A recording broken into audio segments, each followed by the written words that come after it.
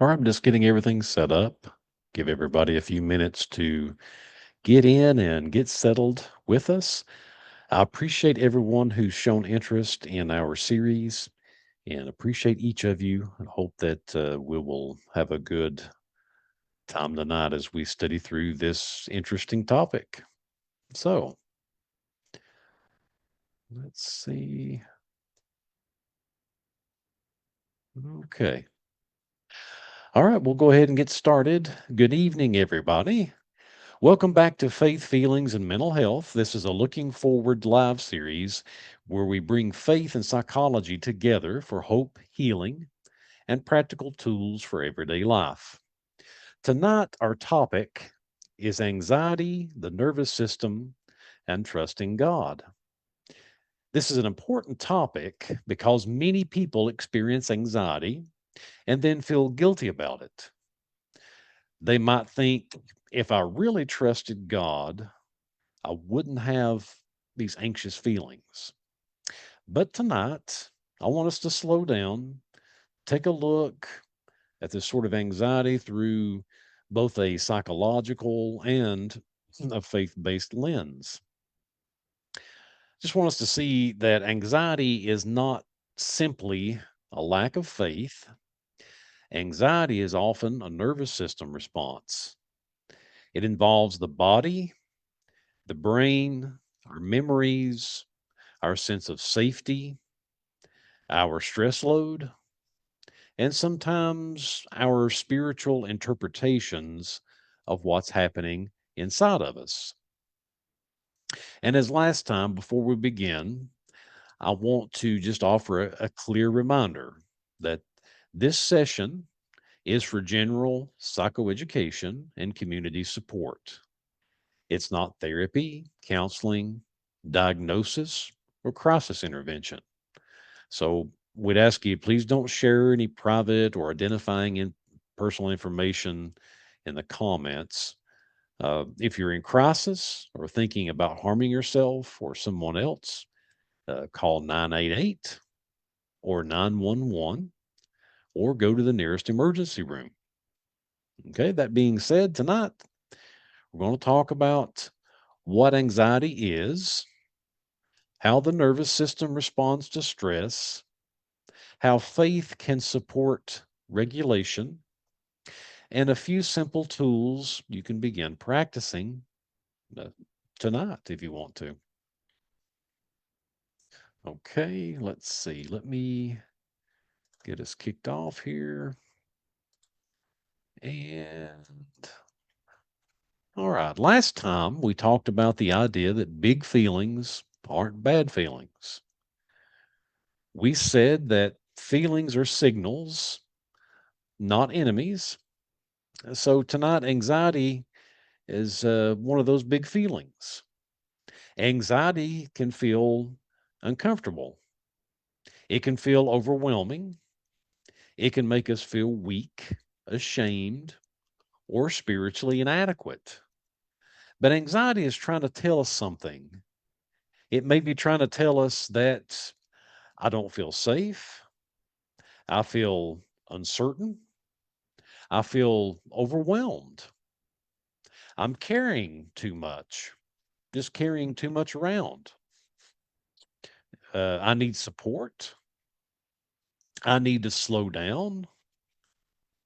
I'm reacting to something that reminds me of past pain.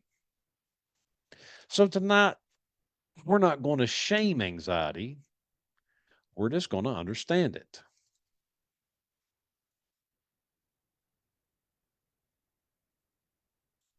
Okay. Anxiety is often the body's alarm system trying to protect us. When your brain senses threat, uncertainty, pressure, conflict, loss, or danger, it can activate the nervous system. This can happen even when you're not in immediate physical danger. The body may respond with a racing heart, tightness in the chest, shallow breathing, an upset stomach. You can have sweaty palms restlessness, muscle tension, difficulty sleeping, trouble focusing, a sense of dread, or even racing thoughts. So, when this happens, many people think something's wrong with me, but often the body is doing what it's designed to do. It's trying to prepare you to survive. That's why I want to remind you again, anxiety is an alarm system. It's not a weakness, it's your body trying to protect you. And again, anxiety often asks, am I safe? Can I handle this? And what might go wrong? So, a good way of reframing the way we're thinking about this is I have listed here on my slide, which instead of something's wrong with me, we can try something in me is asking for safety. Instead of saying, I have no faith, try my body is in alarm and God can meet me here. Okay, it's not that you've abandoned God or God's abandoned you. It's your body's telling you something is going on. There's an alarm going off. So it's important to frame it and understand it in that way.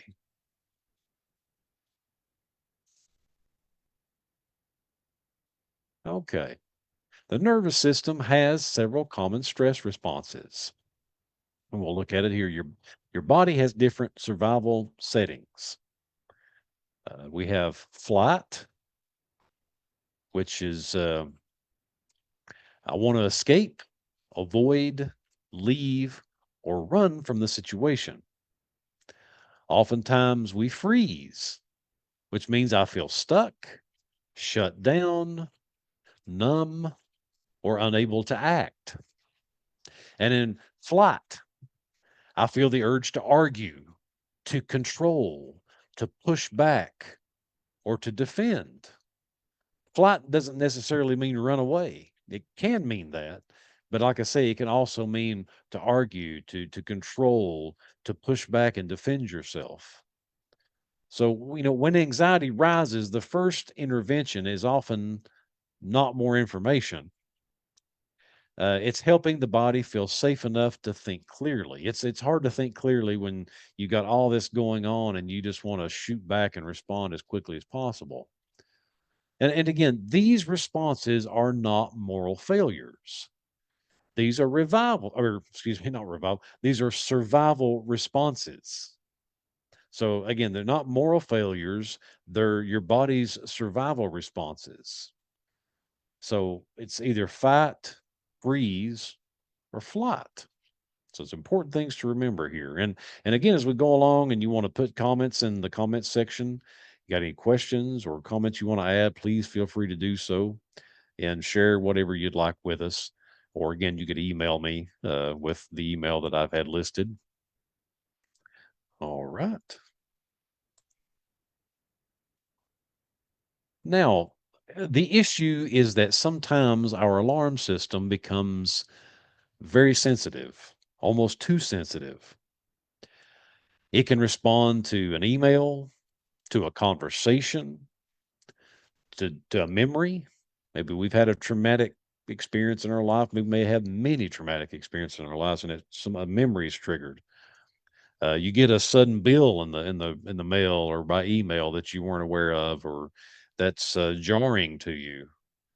There could be family conflict, or there could be a church wound, as if we're in immediate danger. So a key question is not only why am I anxious, but also what is my nervous system responding to?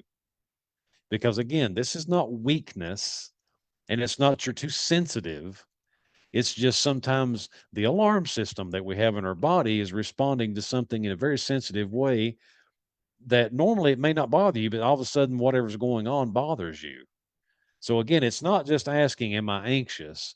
It's okay, sort of reframing it as what's my body trying to tell me? What's my nervous system responding to? What's it letting me know? So anxiety is often physical, emotional, it's cognitive, and spiritual all at once. So that's why in our body, we can feel that tightness of chest. We have shallow breathing. Our stomach can just be churning and in tension. We could develop headaches.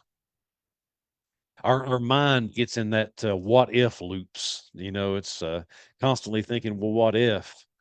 Overthinking or going to worst case scenarios. So the behavior that can be a part of that is avoidance or irritability, people pleasing, or trying to control things. Now, a faith response can be feeling guilty, or you fear that you've disappointed God, or maybe you've been told that maybe your church tradition teaches you that anything bad happens or you feel bad is somehow God mad at you or God is disappointed in something you've done. Or just it could be pressure to just trust God. So many people tell you, well, just let go and let God. And that's just supposed to magically take care of everything. Well, again, we're not going to teach you that kind of tool. We're going to teach you something that's very practical and helpful. But naming the pattern is the beginning of changing the pattern. That's what I want us to see tonight. That your nervous system is telling you something. It's not again that you're weak or you're not trusting God enough or you're just going nuts or you're crazy. You feel like you can't control yourself. Your nervous system's telling you something. Well, when I've had people come in our counseling office and they're just so upset and so nervous and they can't sit still, uh, their body's telling them something. That's the first thing we try to do is like, okay, what's going on here? What's your nervous system trying to respond to? So that's what you're trying to understand is what's going on here. What it's not uh, that you're feeling something wrong. It's what are you feeling? So that being said, I want us to see that trusting God is not emotional denial. It's not bad to trust God. I know some people's, like I said, they'll try to give you good advice to say, well, just let go and let God. We can go to one extreme or the other here. One extreme, we could say, let go and let God. And if I don't, then something's wrong with me. Or I can say, let go and let God. Yeah, whatever. Whatever. It's easier said than done. But again, we can trust God with situation, but know that we don't have to be in emotional denial. We don't have to again be stoic and act like, well, this doesn't really bother me. Um, Anxiety is not proof that you lack faith, is what I'm trying to say. One of the most harmful messages many people have heard is that if you're anxious, then you must not trust God enough. Well, that message often creates more anxiety because now the person is not only anxious, but also ashamed of being anxious. Because it's one thing we know that we're going to be anxious. That's going to happen. Things like this is going to happen because we're human beings. We're going to be anxious sometime in our life, and oftentimes for good reasons. If we're in a bad situation, and if you can just be in a bad situation, shotgun shells are hitting the ground, and you hear people screaming all around you, and you don't have some kind of response, something else is going on. There's something very wrong. Is you've become desensitized to maybe violence or something. But your body should feel anxious in situations. That's a healthy response, and you don't have to be ashamed of being anxious. Sometimes there's just other issues that are going on. That's what we're trying to identify. So I want to just say plainly that anxiety is not proof that you lack faith. Okay.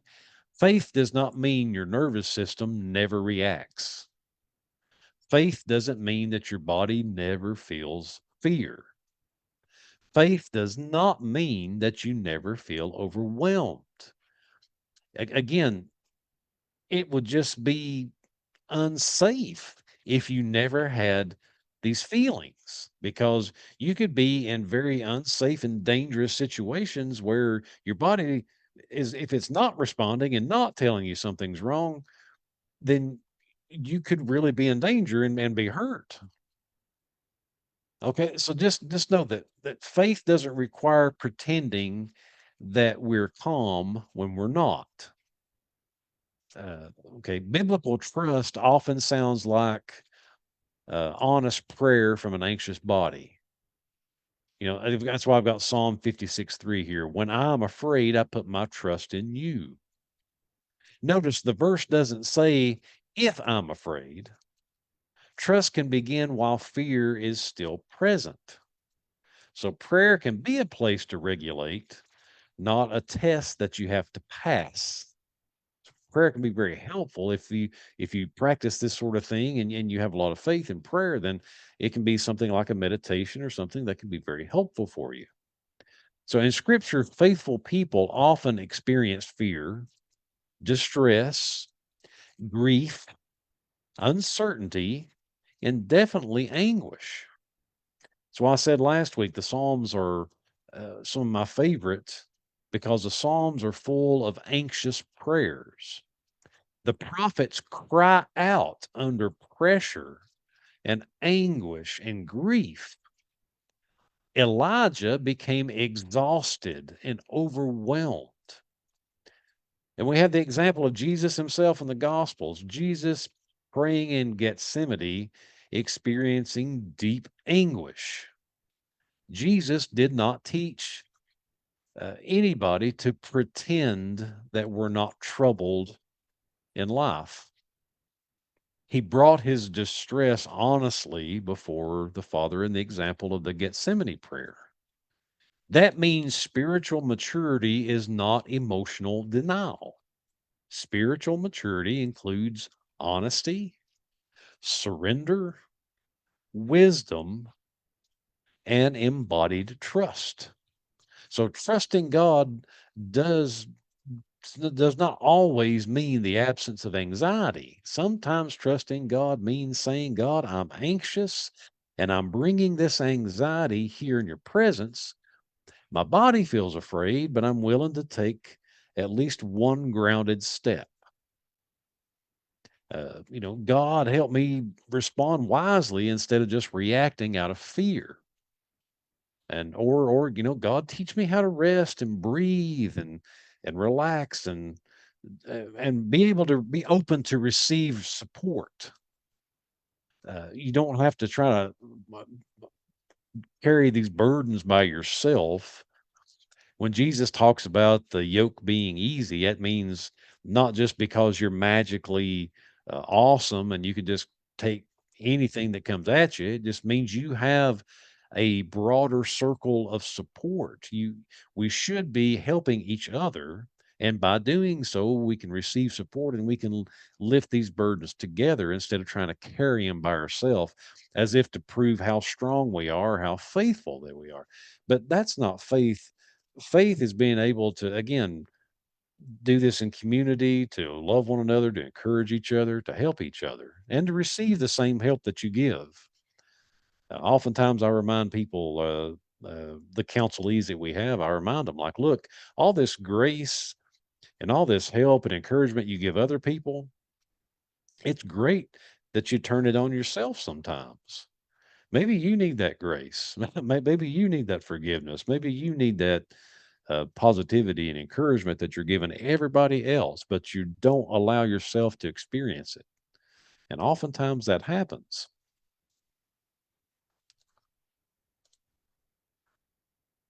All right. Uh, but the main teaching point I want to get at here is the body often needs safety before the mind can think clearly. Okay. When anxiety is high, people often try to think their way out of it. They say, I've got to calm down. Or this isn't a big deal. This can't be that big a deal. Or I need to stop worrying. They try to think themselves through. Well, I just got to stop worrying. Or I know better than this. But when the nervous system is activated, the thinking part of the brain uh, doesn't always work at full strength. It can be all over the place. So that's why anxiety can make it hard to reason, to focus, to listen, to sleep, to make decisions, or if you're trying to pray in some way, you can't even pray clearly because you don't even know what you're saying. Sometimes the body needs to experience safety before the mind can receive any sort of wisdom or truth or clear-headed thinking. This is why simple uh, grounding practices matter. This it seems simple, and it seems off-putting or jarring to some people when you start talking to them about grounding exercises, but they do matter, and it's very helpful. They seem very simple, but you wouldn't believe how much it helps. So, you're not just being dramatic because you're anxious. You're not just overthinking. You may be just dysregulated. Your body is over. Your body's working in overdrive when you're anxious. Regulation means helping the body return to a more settled state. So, some basic regulating practices that I use to try to help people with anxiety or anxiety attacks, or they have big issues going on. They don't understand why they're anxious. Some good regulating grounding practices just include slowly breathing. Just slow the breathing down. Relax the shoulders. Just relax them. Unclenching the jaw really helps. You don't have to be all nervous and clenched up. Just unclench the jaw, feeling your feet grounded on the floor. Sometimes it may help just to take the shoes off and feel your actual feet, your bare feet just hitting the ground. Sometimes that just lets you know you're okay. You don't feel off balance that way. Looking around the room and noticing you're safe. Sometimes it's good just to look at the paint on the wall, to look at uh, items or objects in the room, that they're not shaking, that there's no earthquake. Things are settled and solid. Naming what you see, hear, and feel. What's in front of you. Get your phone, get your coffee cup. What's in front of you? What's the color? What logo do you have on your coffee cup or a hat?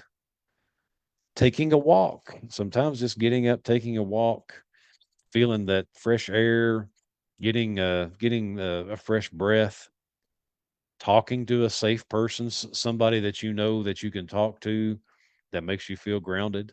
That can be good. We can be your wife, husband, boyfriend, girlfriend, dad, mom, kids, neighbor, friend, whatever. Or sometimes I have encouraged people that, and people that are really into prayer and meditation, is like, well, just pray slowly instead of so anxiously. Just work your way into it. Or if you're meditating, meditate a little slower.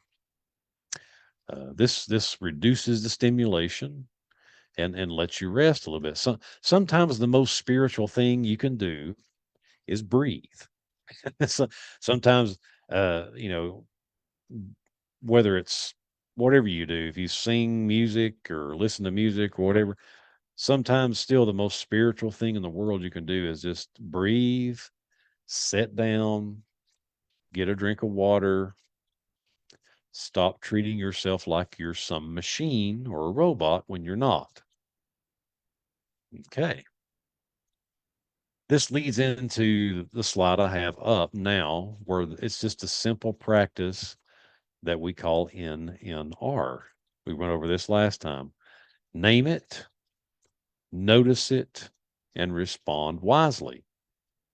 Naming it is, I'm feeling anxious. It's okay to name. So when you're feeling that way, say, okay, I'm feeling anxious. Notice, notice where you're feeling it. Are you feeling it in your chest? Is your chest tight? Is your thoughts racing?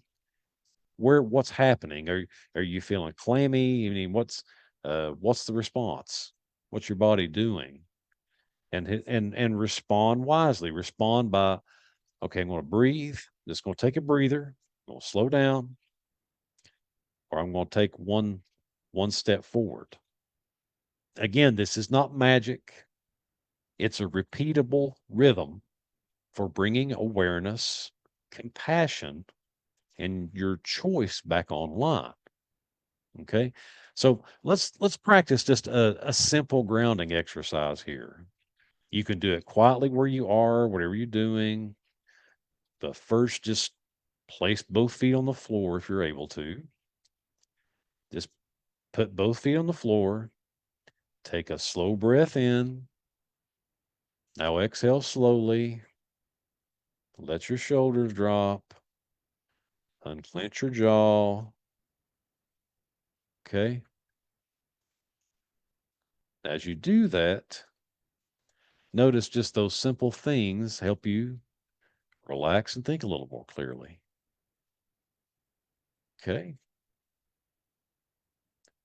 So now look around and name some things quietly to yourself as part of this exercise. Okay. What's five things you can see? This is part of you can see on my slide, the grounding practice, which I call 5, 4, 3, 2, 1. It's a simple way to tell your body, I'm here, I'm safe enough in this moment, everything's okay. So just name five things you can see. It could be a wall, chair, the lights, the window, the phone. Now think about four things you can feel: your feet on the floor, your back against the chair, your hands, your clothing. So things you can feel. Then think about three things you can hear. Can you hear the fan running in the background? You can hear cars passing by, somebody walking through the house, or maybe just hearing your own breathing. Then think about two things you can smell. Can you smell? Maybe I've got coffee with me, maybe just the smell of coffee or the smell of fresh cut grass outside. Maybe somebody's cooking. Hopefully somebody's cooking something good for you this evening.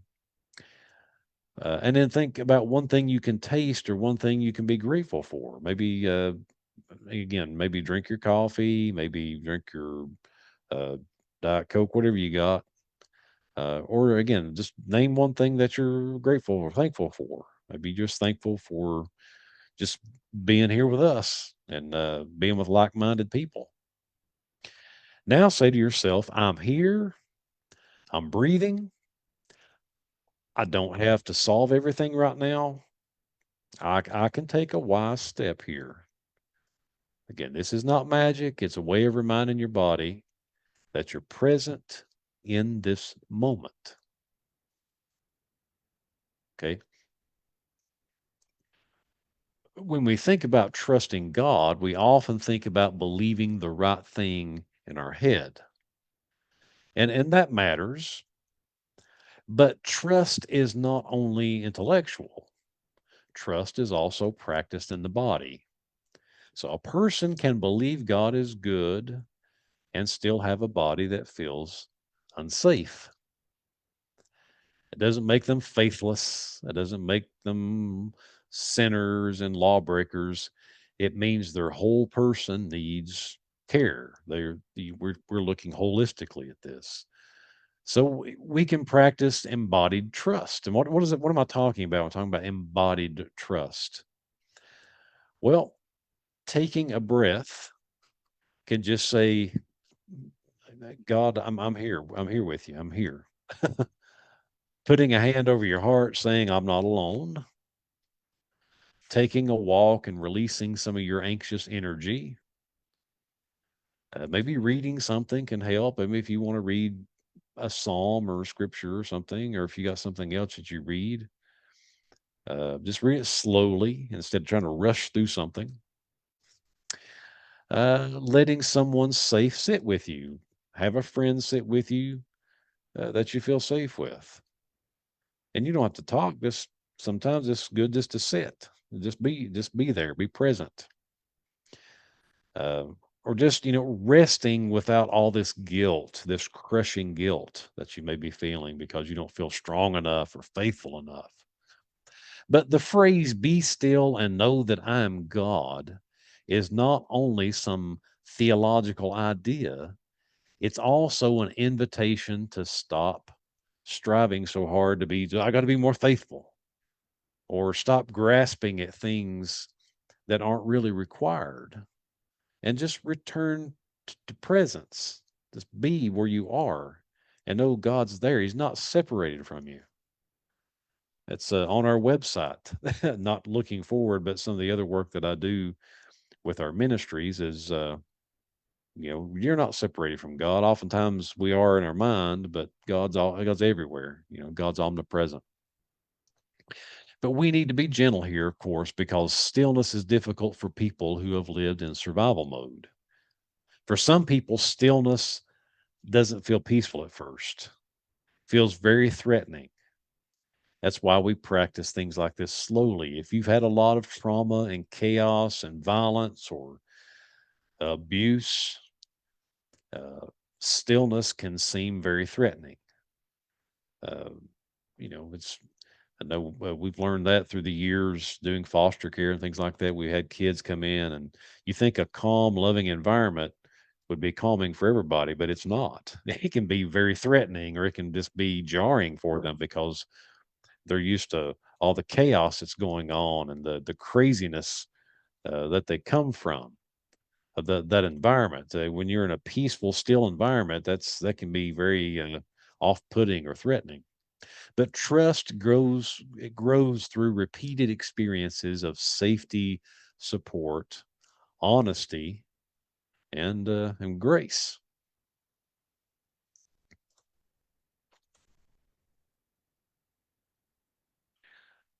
Okay, now we're going to talk about the fact that when anxiety shows up, many people respond with condemnation.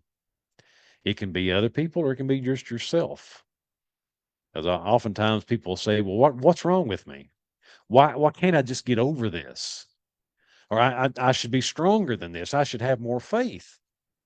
Other people handle life a lot better than I do. Other people are handling these, I'm falling apart here, and you'll see other people just be able to stand on their own. But condemnation rarely calms anxiety. So just being hard on yourself doesn't really calm it down. Usually it intensifies it. So instead, we can respond with more support and care by just asking the question again: why am I afraid, or what am I afraid might happen? What feels uncertain about what's going on right now? What am I carrying around again that just feels so heavy it's weighing me down? What do I need right now? Do I need rest? Do I need clarity? Do I need some boundary? Do I need to move, or do I need help? And then what's one small step I can take right now to ease this? Because sometimes anxiety can be so great that just one little step, or backing it out just a little bit, will help you get to the next place that you want to be. Uh, the thing is, you don't have to fix everything in one night, or everything at one event or one time. But sometimes, again, just taking a walk, maybe making an appointment, maybe writing something down that you're worried about.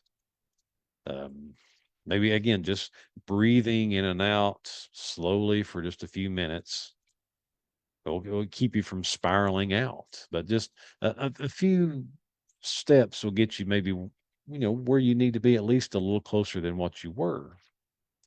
So that's why skills help here. This is why I try to teach some tools, because you don't have to carry this alone.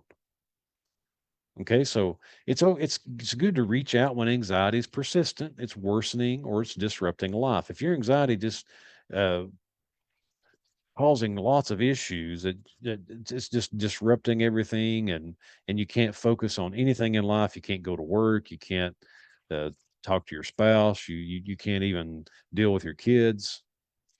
It's okay to talk with a counselor or a physician or your pastor or some trusted person. I will say, we're not anti-medication. Sometimes it takes medications to help in situations like that, and you need to be connected to a professional that can do that for you and that can help you. Use crisis resources immediately. if safety is a risk, if you feel like you're going to harm yourself or somebody else. So community support is not a lack of faith. It's wisdom. So that's part of what I do is I want to connect people to the resources that they need most. I'm not the answer person. I don't have all the answers. That's why we have to connect people. I feel like the counseling I do helps connect people to what they need. If they need medication, then we connect them to uh, psychiatric doctors or nurses who can help connect them to the right medication. If you need community support services and supports, there's plenty of community support services to help. That's part of what you do. It's the problem oftentimes I think with uh, pastors or churches that try to do counseling is they try to be the answer person for everything. But we have to acknowledge that we're not the answer people. We don't have all the answers, even though we might have a firm belief in biblical truth and all these things like that, and God has the answers. That doesn't mean we have them. That doesn't mean we know how to use biblical theology in a way that we're going to cure everybody's ills. But the main thing is to understand what we have, our own strengths, and be able to connect people to the resources that they need. So again, if you're in crisis, if you're thinking about harming yourself or harming somebody else, call 988, call 911, go to the nearest emergency room because this can be very serious. So can definitely happen. So here's again just a simple tool for this week that you can remember. And it's I try to use words like this that are helpful. So the word calm, we can use the word calm. So calm, the C in calm is check your body. Ask what's happening in my body right now. Is my heart racing? Am I tense? Am I holding my breath? What's going on with your body? So check your body. Second would be the A in calm, which is acknowledge the anxiety. Just acknowledge it. Say, okay, I'm feeling anxious. This is uncomfortable, but it's not shameful. The L would be lower the intensity. We do this how? We practice this earlier. Breathe slowly, breathe in, exhale slowly, ground your senses, put your feet on the ground, take your shoes off, put your bare feet on the ground if you have to. Take a short walk, unclench your jaw, unclench your body. So, reduce some of these things, lower the intensity. And finally, the M is move toward one step. Take one wise step. What's the next small, faithful action you're going to take? So think about this. I'm going to just repeat it one more time. Check your body, this is C. Acknowledge the anxiety, A. Lower the intensity, the L. And an M is move toward a step. Move toward at least one small step to get you where you need to be. This is not about pretending everything's fine. It's about learning how to respond to anxiety with wisdom instead of panic or shame. Because again, anxiety is not sin. Just because you have a feeling in your body doesn't mean it's sin or that God's against you or you've done something horrible or, oh, you must have done something wrong. Okay. This brings us to our portion. If you want to, uh, our community portion of our lesson tonight. So if you want to participate in the comments section, you're more than welcome to. But here's a few questions I want us to reflect on tonight, based on what we've talked about, what we've learned together, what we've practiced. You can again respond in the comments section. Just don't give any private information. You don't want anybody to know anything like that. But if you're willing to share it, then that's up to you. So answer privately, or you can share in the comments section. And let's look through these questions that I have posted here. What does anxiety usually try to make you do? So anxiety can look different for lots of different people. And again, you may not have anxiety attacks. Some people have anxiety attacks on a regular basis, and they have certain, um, certain behaviors or certain responses. But what does anxiety usually look like for you? Where do you feel anxiety in your body? Where do you generally feel it? Again, is it tightness of the chest? Is it your head feels like it's pounding? You got a pounding headache? Is your jaw clenching up? Are you breathing heavily? Is your stomach just tightened up and tensed up?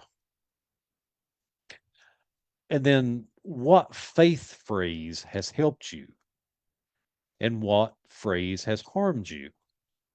This is really good. And again, this goes into my broader dissertation that I'm working on for my PhD program.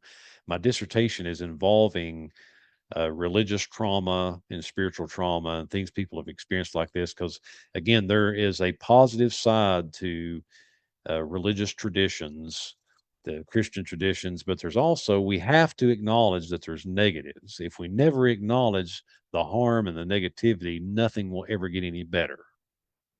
And I can attest to you, when I put out the call for people to do interviews for my dissertation, I got plenty.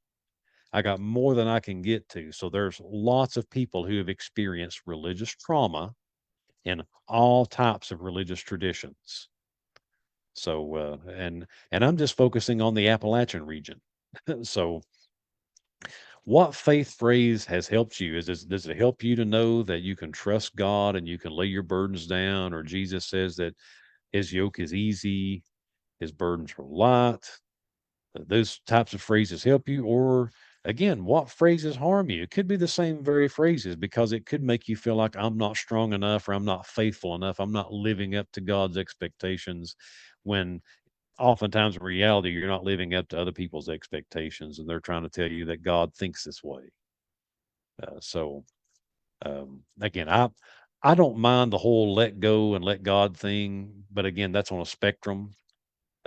I know some people that take it so far as that it's almost a magical mantra that forces you into some stoicism where you can't have any emotions at all. And that's the height of being faithful, is that you don't feel emotions and you're just a rock and you're never anxious, which is again not safe, because there are some situations your body's letting you know something's not safe and you need to get away from it, or else you're going to get hurt.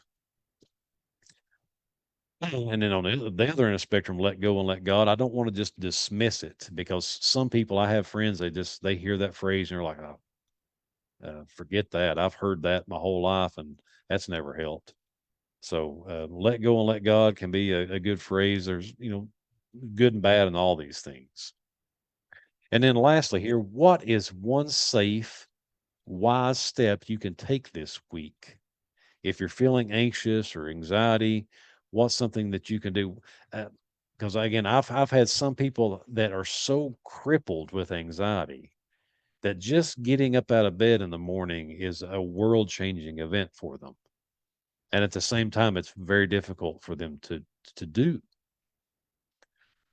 So I'll say for me, one of the most important shifts for me has been moving from what's wrong with me to what is happening in me right now and what do I need to do. This was a huge shift for me, because again, it's not just trying to internalize this to say, oh, something here, why am I feeling this way, there's something wrong with me. No, it's what's happening, what's my body telling me, what's your nervous system trying to let you know. It's trying to tell you something, it's signaling something. So that question creates compassion, and it's a much more wise approach.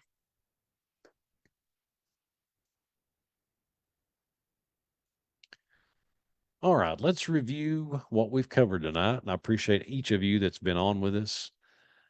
Um, Thankful for each of you. Uh, but trust can begin while fear is still present. Trust doesn't mean, again, that you just throw all reason to the wind. But trust can begin while you're still anxious or still fearful. You're not failing because you feel anxious, because you're a human being. You're a human person. You can have Christ in you and the kingdom of God. And we can use all this language and give reasons why we shouldn't be human being, but we're nonetheless a human being. You can learn to listen to regulate, to pray, and respond with wisdom. Okay.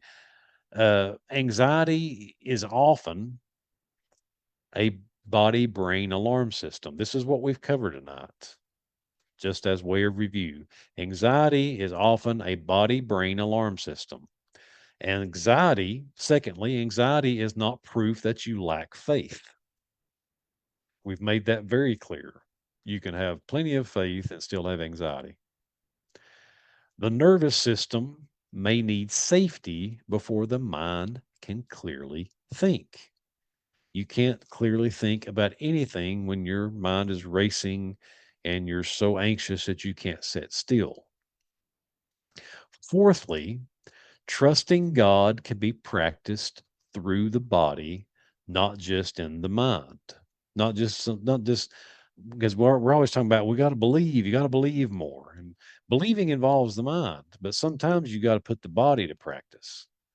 It's a very Protestant thing in a lot of our traditions, just to say, well, just believe, just believe. Well, believing's one thing, but then again, this is why I'm saying ground yourself in some way. Put your feet on the ground, touch yourself, feel your clothes, drink a cup of coffee, smell the fresh cut grass. Do something, react in a way that moves your body to where you can reduce the anxiety. Anxiety often asks for care and not condemnation. That's why I'm saying anxiety is a signal that your body is telling you something's going on. It's not condemnation that you're a jerk or that you're just an awful person or you're a sinner against God or all this stuff. But this is small, faithful steps that actually matter. And that's why it's important that we do something. So this week, if anxiety rises, try not to attack yourself. Just try saying that this is anxiety. My body's trying to protect me in some way. I can slow down. This is an important one here. God's not ashamed of me. God's not mad at me. Okay. And finally, I can take a small step forward. Just remember, you're not alone. We're all in this together. And we must encourage each other and help one another in this. So, our next session is going to be on faith, fear, and shame, where we're going to talk about the difference between guilt, shame, conviction, and fear, and how grace helps us heal. So, we'll just close tonight with this little prayer that the God of peace and compassion will meet us in the places where we feel anxious and our minds feel overwhelmed. And we ask that the God of heaven would teach us that anxiety is not something that we hide from, uh, that, you know, we need help to just breathe. The most spiritual thing we can do is just sometimes take a breath, slow down, and remember we're not alone.